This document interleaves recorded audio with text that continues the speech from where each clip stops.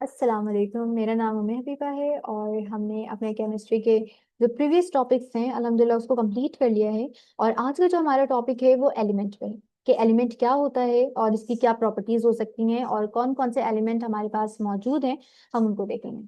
तो अगर अगर आप यहाँ देखें एलिमेंट के बारे में इन्होंने लिखा है, an element is a substance made up of same type of atoms. इसका मतलब क्या हुआ?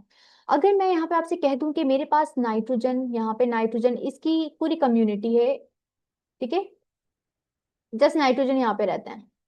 अब ये जो तमाम के तमाम नाइट्रोजन है, ठीक है, ये सारे सेम है। इसमें कोई दूसरा, कोई मैंने ऑक्सीजन नहीं लगाया, कोई सल्फर नहीं लगाया, ऐसा कुछ भी नहीं लगाया। अगर ये सारे के सारे एलिमेंट सेम हैं, ठीक है, तो ये सारे के सारे एटम सेम हैं, तो मैं कहूंगी कि ये एलिमेंट है किसका? नाइट्रोजन का।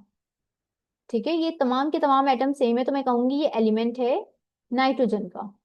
तो नाइट एलिमेंट बेसिकली क्या होता है? Same type of atoms. अब अगर मैं यहाँ पे कुछ और ऐड कर देती, ऑक्सीजन ऐड कर देती, ठीक है, तो मैं ये कहूंगी कि अब ये सिर्फ एलिमेंट नाइट्रोजन का नहीं, अब ये मिक्सचर बन चुका है। अब इसमें दो एलिमेंट्स है, एक है नाइट्रोजन और एक है ऑक्सीजन। तो आपके ये जो एलिमेंट होते हैं, ये ये बेसिकली क्या होते हैं कि अगर पीरियोडिक टेबल में आप देखें तो इनकी अलग अलग, हर एलिमेंट की अपने अपना एक सिंबल है, उसका अपना एक एटॉमिक नंबर है, हर किसी का अपना एक एटॉमिक मास है। अगर मैं आपको अभी दिखाऊंगी पीरियोडिक टेबल में कि किस तरीके से जो है इसका एटॉमिक नंबर और एटॉमिक मास और किस तरीके से आपने सिंबल शो करना है, वो आगे हमारे पास टॉपिक में है। अभी एलिमेंट के बारे में अगर मैं आपको बताऊं तो एलिमेंट क्या है? Having same atomic number and can not be decomposed into simpler substance by ordinary chemical reactions.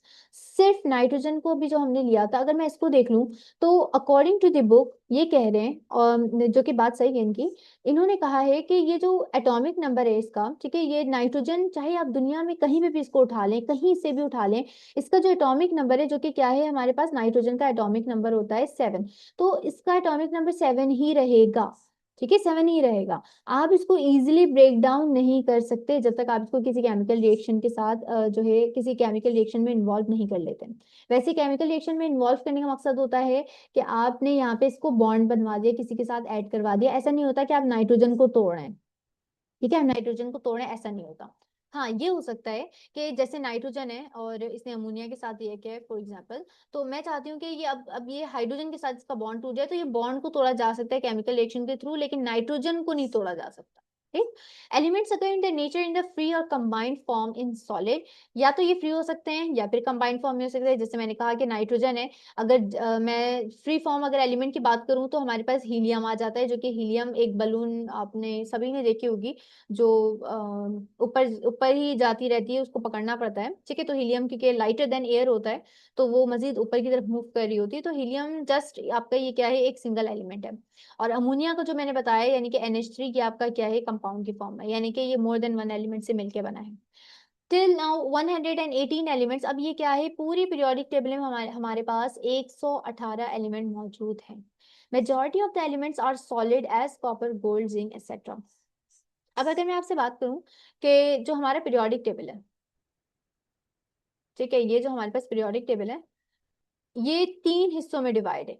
एक है आपका मेटल, एक है आपका नॉन मेटल, और बीच में आते हैं आपके मेटालॉइड। ये होते क्या है? मेटल्स वो होते हैं कि जिनके आउटर मोस्ट शेल में 1 इलेक्ट्रॉन होता है, और इनकी कुछ प्रॉपर्टी को डिस्क्राइब कर लिया जाए तो ये शाइनी होते हैं, लस्ट्रस जिनको आप कहते हैं, या फिर आप सोनोरस कहते हैं कि ये जब आप इसे हिट करेंगे तो इसमें से आवाज पैदा होती है, ठीक है। और इनको आप शीट में कन्वर्ट कर सकते हैं, इनको वायर में कन्वर्ट कर सकते हैं, तो मेटल्स की प्रॉपर्टी।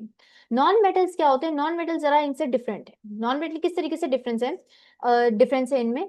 नॉन मेटल्स जो होते हैं वो इनके बिल्कुल मेटल के उलट होता है, यानी अगर ये शाइनी और लस्ट्रस है या सोनरस है तो नॉन मेटल ऐसे नहीं होंगे, ये पाउडरी फॉर्म में होंगे, ठीक है। ये इलेक्ट्रिसिटी कंडक्ट नहीं कर सकते इनकी तरह, तो इनकी डेंसिटी इनसे जरा कम होगी, तो इस तरीके से चीजों में डिफरेंस है। मेटलॉइड्स वो होते हैं जिनके पास मेटल की भी प्रॉपर्टी है, नॉन मेटल की भी प्रॉपर्टी है, वो मेटलॉइड्स कहलाते हैं। For example arsenic, antimony, tin, ये तमाम वो चीजें हैं जो मेटल के कैरेक्टर भी रख रहे हैं, नॉन मेटल के कैरेक्टर भी रख रहे हैं। तो ये जितनी चीजें अभी मैंने आपको बताई हैं, metal, non metal, metalloid, they all are the elements, इन सब के पास एलिमेंट है। 118 एलिमेंट्स अभी तक के हमारे डिस्कवर हुए हैं जिनको आप पीरियोडिक टेबल में पढ़ते हैं, जिनमें से कुछ बहुत जरूरी हैं और कुछ ऐसे हैं जो मैन मेड भी हैं और कुछ ऐसे हैं जो रेडियो एक्टिव भी हैं। तो जो पीरियोडिक टेबल में चीजें हैं वो उन पीरियोडिक टेबल के ही टॉपिक में उसको बहुत अच्छे से समझा दिया जाएगा इंशाल्लाह। तो अभी हम इसको देखते हैं आगे कि किस तरह से आप सिंबल को लिख सकते हैं। अगर आप यहाँ देखें तो आपके पास तीन सिंबल इन्होंने शो किए हुए हैं। इसको लिखने का तरीका क्या होता है, सबसे पहले आप उस जो भी आपका एलिमेंट है आप उसका स्टार्टिंग, अगर आप देखें तो कार्बन जो है हमारा वो स्टार्ट हो रहा है सी से, ठीक है। तो ये सी एक सिंबल है हमारा, किसके लिए, कार्बन के लिए। आपने यहाँ पे लिख दिया सी। ऊपर जो आपको ये सिक्स नजर आ रहा है, तो ये आपको बता रहा है कि ये जो सिक्स है ये क्या है इसका, ये है एटॉमिक नंबर, यानी कि नंबर ऑफ प्रोटॉन। इस कार्बन के एटम में 6 प्रोटॉन है, ये आपको ये बता रहे हैं।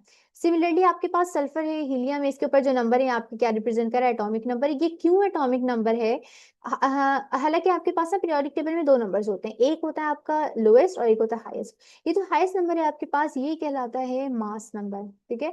मास नंबर का मतलब होता है प्रोटॉन और न्यूट्रॉन दोनों को मिला के आपने यहाँ पे लिखा हुआ है, तो ये आपका जो है मास नंबर है। ये एटॉमिक नंबर के जो आपका होता है ये जस्ट प्रोटॉन होता है। अब ये मैं आपको बता दूं, ये बड़ी इंपॉर्टेंट चीज है, जरा गौर से सुनिएगा। हर एलिमेंट की अपनी एक पहचान होती है, जिस तरह से हर इंसान की अपनी एक पहचान होती है कि वो फेस से या अपने नाम के थ्रू जाना चाहता है, इसी तरीके से हर जो एलिमेंट होते हैं उनकी पहचान होती है उनका ये एटॉमिक नंबर, ठीक है। यानी ये एटॉमिक नंबर इस एलिमेंट के पास किसी अगर आप ये कंसिडर करें हीलियम के पास भी 2 है, सल्फर के पास भी 2 है, क्या पता कोई और एलिमेंट हो उसके पास भी 2 हो, तो ऐसा नहीं होता, ऐसा नहीं होता, ठीक है। क्यों, क्योंकि ये जो एटॉमिक नंबर है ये हर एलिमेंट की पहचान है। अगर ये 2 हीलियम का है तो ये हीलियम का ही है, ये किसी और का नहीं होगा। ये 16 सल्फर का है तो ये सल्फर का है, ये किसी और का नहीं हो सकता, ठीक है। अब नीचे इन्होंने आपको कुछ एग्जांपल्स दी हुई हैं, उसको भी आप देख लें। फॉर एग्जांपल ये सीरियल नंबर है 1 2 3 4 5 एक्सेट्रा, और यहाँ पे इन्होंने नेम ऑफ एलिमेंट्स लिखे हुए। For example hydrogen, helium, lithium, L में सिंगल एल आएगा यहाँ, beryllium, boron and etcetera, oxygen, fluorine, आपके पास अलग अलग एलिमेंट्स मौजूद हैं। Derive from the Latin and Greek words, अब ये जितने नाम आपके आए हैं वो यहाँ से लैटिन और ग्रीक टाइम पीरियड के आए हैं। For example Greek time period में इसको रोज जीन्स का कहा जाता था, हेलोइस कहा जाता था, लिथोस कहा जाता था। अब इसके जो ये नाम है ये पुराने टाइम पीरियड से चेंज हो गया, अब ये हो गया है, ठीक है। जो हम पढ़ते हैं पहले ये कहा जाता था, अब ये कहा जाता है। इसका जो सिंबल है हाइड्रोजन है, ये स्टार्ट एच से हो रहा है, आपने एच डाल दिया। अच्छा, जरूरी नहीं है कि हर स्टार्टिंग ही जो है आपने सिंबल वैसे ही रख देना है। हीलियम को भी देखिए, ये भी तो एच से स्टार्ट हो रहा है, अगर मैं इसको भी एच ही लिख देती तो फिर मुझे पता कैसे चलता, ये दो सिंबल कहीं लिखा हो तो मैं कैसे पहचानती कि हाइड्रोजन या हीलियम है, मुझे तो नहीं पता। चूंकि हमारे पास 118 एलिमेंट्स हैं, ठीक है, और हमारे जो अल्फाबेट्स होते हैं वो कितने हैं, जस्ट 26। अब ये जो 26 आपके जो अल्फाबेट्स हैं, ठीक है, 26, ये 118 में कैसे फिट हो, 118 एलिमेंट है, अब जाहिर सी बात है ये रिपीट होते जाएंगे इनके। जैसे अब यहाँ पे देख लें, सबसे कॉमन एग्जांपल है आपकी कि यहाँ पे हाइड्रोजन है, दोनों ये भी एच से स्टार्ट हो रहा है, हीलियम भी एच से स्टार्ट हो रहा है, बेरिलियम भी बी से है, बोरॉन भी बी से है। तो इस तरीके से अगर ये सेम सेम जो नाम है सेम सेम अल्फाबेट से स्टार्ट हो रहे हैं तो हम कैसे पहचानेंगे, दोनों में डिस्टिंग्विश कैसे करेंगे। तो उसको जरा चेंज करने के लिए इन्होंने क्या कहा, अगर एक एलिमेंट का नाम आप सिंगल एलिमेंट से शो कर रहे हैं तो दूसरे एलिमेंट अगर उसी से स्टार्ट है तो हम उसको दो जो है अल्फाबेट से दिखा सकते हैं। फॉर एग्जाम्पल हीलियम है तो आपने यहाँ पे एच ई शो कर दिया, एच ई देख के आपको पता चल जाएगा आप हीलियम की बात करें। हाइड्रोजन है तो अगर आपको एच आपने देखा तो पता चल जाएगा आप हाइड्रोजन की बात करें। बेरिलियम है तो बीई से पता चलेगा बेरिलियम है, बोरॉन है तो उसको बी से पता चलेगा, ठीक है। तो इस तरीके से डिफरेंशिएट किया गया इनके दरमियान में, ताकि आप इजीली इनको पहचान सके। आप कहीं पे भी देखें तो आपको पता हो किस एलिमेंट की आप बात कर रहे हैं या सामने वाला किस एलिमेंट की बात कर रहा है, ठीक है।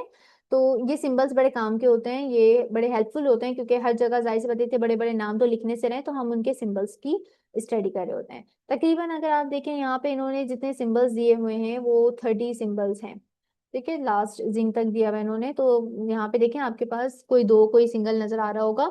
अच्छा, इसके अलावा ये जो जितने सिंबल्स है ना, ये जस्ट टू अल्फाबेट तक ही होंगे, कभी भी थ्री अल्फाबेट का सिंबल आपको नजर नहीं आएगा, या तो वन अल्फाबेट का होगा या फिर टू अल्फाबेट का होगा।